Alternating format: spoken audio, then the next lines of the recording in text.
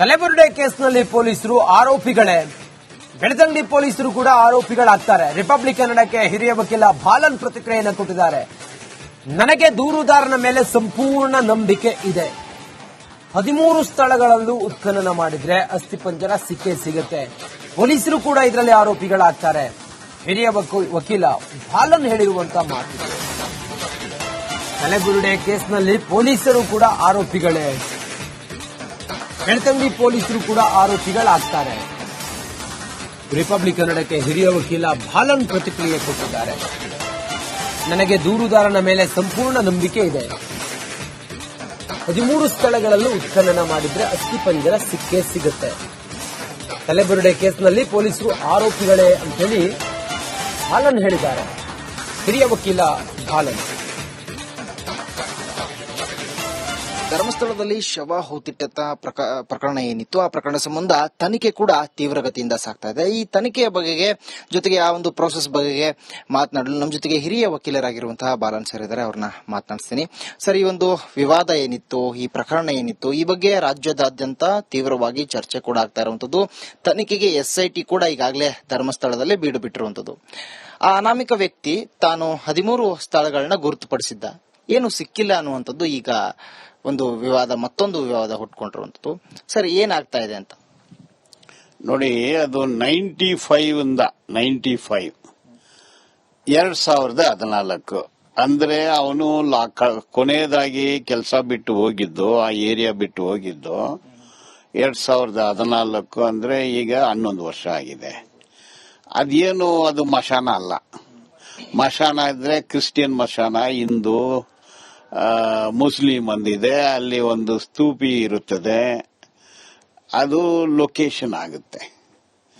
Marble stone ಅಲ್ಲಿ ಮಶಾನ ಕಟ್ಟಿರ್ತಾರೆ. ಅದೆಲ್ಲ ಬೆಂಗಳೂರಲ್ಲಿ ನೋಡಿ.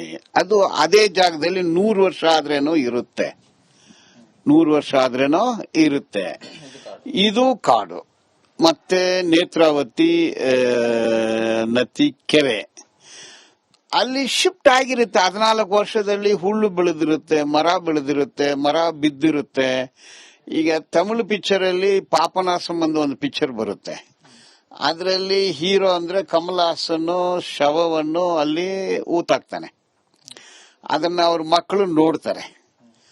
ಕೊನೆಯದಲ್ಲಿ ಮಗಳು ತೋರ್ಸ್ಕೊಟ್ಬಿಡ್ತಾರೆ, ಇಂಥ ಜಾಗದಲ್ಲೇ ಶವ ಇದೆ ಅಂದು. ಅಲ್ಲಿ ಹೋದ್ರೆ ಶವ ಸಿಗೋದಿಲ್ಲ, ಹಂದಿ ಸಿಗುತ್ತೆ. ಸೊ ಈಗ ನಾನು ನನ್ನ ಅನುಭವದಲ್ಲಿ as A defence lawyer and prosecutor, ಆ ಯಾರು ಈಗ ಬಿಸಿಲ್ ಬ್ಲೋವರ್ ಇದ್ದಾರೆ, ಅವನು ಜುನೈನ್ ಇದ್ದಾನೆ. ಸುಳ್ಳು ಹೇಳುವ ಅವಶ್ಯಕತೆ ಅವನಿಗಿಲ್ಲ. ಅವನು ಜುನೈನ್ ಇದ್ದಾನೆ, ಅವನು ಅನುಭವಿಸಿದ್ದಾನೆ, ಅವನು ಅಲ್ಲಿ ರಿಸ್ಕ್ ತಗೊಂಡು ತೋರಿಸ್ತಾ ಇದ್ದಾನೆ. 1-2 ಮಿಸ್ಫೈರ್ ಆಗಿರುತ್ತೆ, ಡೆಫಿನೆಟ್ ಆಗಿ ಸಿಗುತ್ತೆ. ಇದು ಅನಾಮತ್ತು ಕಾಡು ಮತ್ತು ನದಿ ಪ್ರದೇಶದಲ್ಲಿ. ನಾನೇ ಈಗ 10 ವರ್ಷಕ್ಕೆ ಮೊದಲು ಬೆಂಗಳೂರಲ್ಲಿ ಓಡಾಡಿದೆ ಅಂದ್ರೆ ಹೆಂಗ್ ಗೊತ್ತಾಗುತ್ತೆ ನನಗೆ? 10 ವರ್ಷಕ್ಕೆ ಮೊದಲು ಡೇಟ್ ಅಲ್ಲಿ ಯಾವ ಕೋರ್ಟಲ್ಲಿ ಇದೆ ಅಂದ್ರೆ ಹೆಂಗ್ ಗೊತ್ತಾಗುತ್ತೆ? ಇದು ಒಂದು ಸೂಕ್ಷ್ಮವಾದ ವಿಚಾರ. ಇವತ್ತು ಅವನು ಸುಳ್ಳು ಹೇಳ್ತಾ ಇದ್ದಾನೆ, ಅವ್ರನ್ನ ಯಾರೋ ಎತ್ಕಟ್ಟಿದ್ದಾರೆ, ಅದಕ್ಕೆ ಸಾಧ್ಯನೇ ಇಲ್ಲ. ನಿಜ ಹೊರಗೆ ಬರುತ್ತೆ. ಈ ಒಂದು ಸಿಗ್ಲಿಲ್ಲ ಅಂದ್ರೆ ಇನ್ನೊಂದು ಸಿಗುತ್ತೆ. ಹೌದಾ? ಅಂದ್ರೆ ಇದು ಎಂಟೈರ್ ಸಿಚುವೇಶನ್ ಅನ್ನು ನೋಡ್ಬೇಕಾಗುತ್ತದೆ. ಸರ್, ಈ ಒಂದು ಪ್ರಕರಣದಲ್ಲಿ ಈಗಾಗಲೇ ಆತ ಒಂದು ಸ್ಕೆಲಿಟನ್ ಕೂಡ ತೆಗೆದುಕೊಂಡು ಬಂದಿರುವಂತದ್ದು. ಆಯ್ತು, ಸ್ಕೆಲಿಟನ್ ಸಿಕ್ತು, ತನಿಖೆ ಕೂಡ ಆಯ್ತು ಅಂತ ಇಟ್ಕೊಳ್ಳೋಣ. ಅದರ ಒಂದು ಕೋರ್ಟ್ ನಲ್ಲಿ ಯಾವ ರೀತಿಯಾಗಿ ಅದರ ವಿಚಾರಣೆ ಆಗುತ್ತೆ? ಬೇಗ ಆಗಬೇಕು ಅಂತಂದ್ರೆ ಏನು ಮಾಡಬೇಕು? ಯಾವ ರೀತಿಯಾಗಿ ಮನವಿಯನ್ನು ಸಲ್ಲಿಸಬೇಕಾಗುತ್ತೆ? ಫಸ್ಟ್ ಈಗ ರಾಡಾರ್ ಅನ್ನು ಉಪಯೋಗ ಮಾಡ್ತಾ ಇದ್ದಾರೆ. ಬರೀ ಡಿಗ್ಗಿಂಗ್ ಅಲ್ಲ, ಇದು ಅಂಡರ್ ಗ್ರೌಂಡ್ ಅಲ್ಲಿ ಏನಿರುತ್ತೆ ಅಂದು ಮೆಷಿನ್ ಇದೆ, ರಾಡಾರ್. ಇವತ್ತು ತನಿಖೆ ಅಧಿಕಾರಿಗಳು ಆ ರಾಡಾರ್ ಅನ್ನು ತರಿಸ್ತಾರೆ. ಸೊ ಆ ರಾಡಾರ್ ಅಲ್ಲಿ ಕೂಡ ಸಿಗಬಹುದು. ಓಕೆ, ಪಿನ್ ಪಾಯಿಂಟ್ ಮಾಡೋದು ಕಷ್ಟ ಇದೆ. ಈಗ ಯಾರೋ ಒಂದು ಶವ ಎಲ್ಲೋ ಒಂದು ಮಶಾನದಲ್ಲಿ ನೋಡಿದ್ರೆ, ಇವತ್ತು ಅಲ್ಲಿ ಒಂದು ಸ್ತೂಬಿ ಕಟ್ಟಿದ್ರೆ ಗೊತ್ತಾಗುತ್ತೆ, ಇಲ್ಲಾಂದ್ರೆ ಹೆಂಗ್ ಗೊತ್ತಾಗುತ್ತೆ? ಅದು ಪರ್ಟಿಕ್ಯುಲರ್ ಇದೆ ಅಂದ್ರೆ ಎಷ್ಟಿರುತ್ತೆ? ಒಂದು 2 ಅಡಿ ಮತ್ತು 6 ಅಡಿ ಇರುತ್ತೆ. 2 feet and 6 feet. ಅದನ್ನ ಕಾಡು ಪ್ರದೇಶದಲ್ಲಿ 11 ವರ್ಷದ ಆದ್ಮೇಲೆ ಅದನ್ನ ಹೆಂಗೂ ಪರ್ಫೆಕ್ಟ್ ಆಗಿ ಲೊಕೇಟ್ ಮಾಡಕ್ ಆಗತ್ತೆ.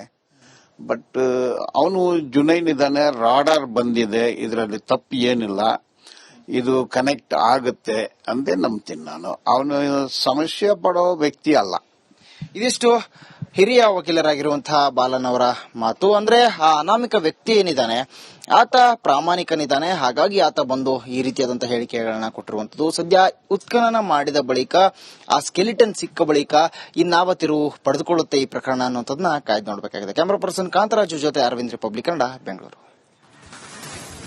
ಕಲಬುರಗಿ ಕೇಸ್ನಲ್ಲಿ ಪೊಲೀಸರು ಆರೋಪಿಗಳೇ, ಬೆಳದಂಡಿ ಪೊಲೀಸರು ಕೂಡ ಆರೋಪಿಗಳಾಗ್ತಾರೆ. ರಿಪಬ್ಲಿಕ್ ಕನ್ನಡಕ್ಕೆ ಹಿರಿಯ ವಕೀಲ ಬಾಲನ್ ಪ್ರತಿಕ್ರಿಯೆಯನ್ನು ಕೊಟ್ಟಿದ್ದಾರೆ. ನನಗೆ ದೂರುದಾರನ ಮೇಲೆ ಸಂಪೂರ್ಣ ನಂಬಿಕೆ ಇದೆ. 13 ಸ್ಥಳಗಳಲ್ಲೂ ಉತ್ಖನನ ಮಾಡಿದ್ರೆ ಅಸ್ಥಿಪಂಜರ ಸಿಕ್ಕೇ ಸಿಗುತ್ತೆ. ಪೊಲೀಸರು ಕೂಡ ಇದರಲ್ಲಿ ಆರೋಪಿಗಳಾಗ್ತಾರೆ. ಹಿರಿಯ ವಕೀಲ ಬಾಲನ್ ಹೇಳಿರುವಂತಹ ಮಾತು. ಕಲಬುರಗಿ ಕೇಸ್ನಲ್ಲಿ ಪೊಲೀಸರು ಕೂಡ ಆರೋಪಿಗಳೇ, ಬೆಳ್ತಂಗಡಿ ಪೊಲೀಸರು ಕೂಡ ಆರೋಪಿಗಳಾಗ್ತಾರೆ. ರಿಪಬ್ಲಿಕ್ ಕನ್ನಡಕ್ಕೆ ಹಿರಿಯ ವಕೀಲ ಬಾಲನ್ ಪ್ರತಿಕ್ರಿಯೆ ಕೊಟ್ಟಿದ್ದಾರೆ. ನನಗೆ ದೂರುದಾರನ ಮೇಲೆ ಸಂಪೂರ್ಣ ನಂಬಿಕೆ ಇದೆ. 13 ಸ್ಥಳಗಳಲ್ಲೂ ಉತ್ಖನನ ಮಾಡಿದ್ರೆ ಅಸ್ಥಿಪಂಜರ ಸಿಕ್ಕೇ ಸಿಗುತ್ತೆ. ಕಲಬುರಗಿ ಕೇಸ್ನಲ್ಲಿ ಪೊಲೀಸರು ಆರೋಪಿಗಳೇ ಅಂತೇಳಿ ಬಾಲನ್ ಹೇಳಿದ್ದಾರೆ. ಹಿರಿಯ ವಕೀಲ ಬಾಲನ್. ಧರ್ಮಸ್ಥಳದಲ್ಲಿ ಶವ ಹೂತಿಟ್ಟ ಪ್ರಕರಣ ಏನಿತ್ತು ಆ ಪ್ರಕರಣ ಸಂಬಂಧ ತನಿಖೆ ಕೂಡ ತೀವ್ರಗತಿಯಿಂದ ಸಾಗ್ತಾ ಇದೆ. ಈ ತನಿಖೆಯ ಬಗೆಗೆ ಜೊತೆಗೆ ಆ ಒಂದು ಪ್ರೋಸೆಸ್ ಬಗೆಗೆ ಮಾತನಾಡಲು ನಮ್ಮ ಜೊತೆಗೆ ಹಿರಿಯ ವಕೀಲರಾಗಿರುವಂತಹ ಬಾಲನ್ ಸರ್ ಇದ್ದಾರೆ. ಅವ್ರನ್ನ ಮಾತನಾಡಿಸ್ತೀನಿ. ಸರ್, ಈ ಒಂದು ವಿವಾದ ಏನಿತ್ತು, ಈ ಪ್ರಕರಣ ಏನಿತ್ತು, ಈ ಬಗ್ಗೆ ರಾಜ್ಯದಾದ್ಯಂತ ತೀವ್ರವಾಗಿ ಚರ್ಚೆ ಕೂಡ ಆಗ್ತಾ ಇರುವಂತದ್ದು. ತನಿಖೆಗೆ SIT ಕೂಡ ಈಗಾಗಲೇ ಧರ್ಮಸ್ಥಳದಲ್ಲೇ ಬೀಡು ಬಿಟ್ಟಿರುವಂತದ್ದು. ಆ ಅನಾಮಿಕ ವ್ಯಕ್ತಿ ತಾನು 13 ಸ್ಥಳಗಳನ್ನ ಗುರುತುಪಡಿಸಿದ್ದ, ಏನು ಸಿಕ್ಕಿಲ್ಲ ಅನ್ನುವಂಥದ್ದು ಈಗ ಒಂದು ವಿವಾದ, ಮತ್ತೊಂದು ವಿವಾದ ಹುಟ್ಕೊಂಡಿರುವಂತದ್ದು. ಸರ್, ಏನಾಗ್ತಾ ಇದೆ ಅಂತ ನೋಡಿ. ಅದು 95 2014 ಅಂದ್ರೆ ಅವನು ಕೊನೆಯದಾಗಿ ಕೆಲಸ ಬಿಟ್ಟು ಹೋಗಿದ್ದು, ಆ ಏರಿಯಾ ಬಿಟ್ಟು ಹೋಗಿದ್ದು 2014 ಅಂದ್ರೆ ಈಗ 11 ವರ್ಷ ಆಗಿದೆ. ಅದೇನು ಅದು ಮಶಾನ ಅಲ್ಲ. ಮಶಾನ ಇದ್ರೆ ಕ್ರಿಶ್ಚಿಯನ್ ಮಶಾನ, ಹಿಂದೂ, ಮುಸ್ಲಿಂ ಒಂದಿದೆ, ಅಲ್ಲಿ ಒಂದು ಸ್ತೂಪಿ ಇರುತ್ತದೆ, ಅದು ಲೊಕೇಶನ್ ಆಗುತ್ತೆ. ಮಾರ್ಬಲ್ ಸ್ಟೋನ್ ಅಲ್ಲಿ ಮಶಾನ ಕಟ್ಟಿರ್ತಾರೆ. ಅದೆಲ್ಲ ಬೆಂಗಳೂರಲ್ಲಿ ನೋಡಿ. ಅದು ಅದೇ ಜಾಗದಲ್ಲಿ 100 ವರ್ಷ ಆದ್ರೇನೋ ಇರುತ್ತೆ, 100 ವರ್ಷ ಆದ್ರೇನೋ ಇರುತ್ತೆ. ಇದು ಕಾಡು. ಮತ್ತೆ ನೇತ್ರಾವತಿ ನದಿ ಕೆರೆ ಅಲ್ಲಿ ಶಿಫ್ಟ್ ಆಗಿರುತ್ತೆ. 14 ವರ್ಷದಲ್ಲಿ ಹುಲ್ಲು ಬೆಳೆದಿರುತ್ತೆ, ಮರ ಬೆಳೆದಿರುತ್ತೆ, ಮರ ಬಿದ್ದಿರುತ್ತೆ. ಈಗ ತಮಿಳು ಪಿಕ್ಚರ್ ಅಲ್ಲಿ ಪಾಪನಾಸಂ ಅಂತ ಒಂದು ಪಿಕ್ಚರ್ ಬರುತ್ತೆ. ಅದರಲ್ಲಿ ಹೀರೋ ಅಂದ್ರೆ ಕಮಲ್ ಹಾಸನ್ ಶವವನ್ನು ಅಲ್ಲಿ ಊತಾಕ್ತಾನೆ. ಅದನ್ನ ಅವ್ರ ಮಕ್ಕಳು ನೋಡ್ತಾರೆ. ಕೊನೆಯಲ್ಲಿ ಮಗಳು ತೋರ್ಸ್ಕೊಟ್ಬಿಡ್ತಾರೆ, ಇಂಥ ಜಾಗದಲ್ಲೇ ಶವ ಇದೆ ಅಂದು. ಅಲ್ಲಿ ಹೋದ್ರೆ ಶವ ಸಿಗೋದಿಲ್ಲ, ಹಂದಿ ಸಿಗುತ್ತೆ. ಸೊ ಈಗ ನಾನು ನನ್ನ ಅನುಭವದಲ್ಲಿ as A defence lawyer and prosecutor, ಆ ಯಾರು ಈಗ ಬಿಸಿಲ್ ಬ್ಲೋವರ್ ಇದ್ದಾರೆ, ಅವನು ಜುನೈನ್ ಇದ್ದಾನೆ. ಸುಳ್ಳು ಹೇಳುವ ಅವಶ್ಯಕತೆ ಅವನಿಗೆ ಇಲ್ಲ. ಅವನು ಜುನೈನ್ ಇದ್ದಾನೆ, ಅವನು ಅನುಭವಿಸಿದ್ದಾನೆ, ಅವನು ಅಲ್ಲಿ ರಿಸ್ಕ್ ತಗೊಂಡು ತೋರಿಸ್ತಾ ಇದ್ದಾನೆ. 1-2 ಮಿಸ್ಫೈರ್ ಆಗಿರುತ್ತೆ, ಡೆಫಿನೆಟ್ ಆಗಿ ಸಿಗುತ್ತೆ. ಇದು ಅನಾಮತ್ ಕಾಡು ಮತ್ತು ನದಿ ಪ್ರದೇಶದಲ್ಲಿ. ನಾನೇ ಈಗ 10 ವರ್ಷಕ್ಕೆ ಮೊದಲು ಬೆಂಗಳೂರಲ್ಲಿ ಓಡಾಡಿದೆ ಅಂದ್ರೆ ಹೆಂಗ್ ಗೊತ್ತಾಗುತ್ತೆ ನನಗೆ? 10 ವರ್ಷಕ್ಕೆ ಮೊದಲು ಡೇಟ್ ಅಲ್ಲಿ ಯಾವ ಕೋರ್ಟಲ್ಲಿ ಇದೆ ಅಂದ್ರೆ ಹೆಂಗ್ ಗೊತ್ತಾಗುತ್ತೆ? ಇದು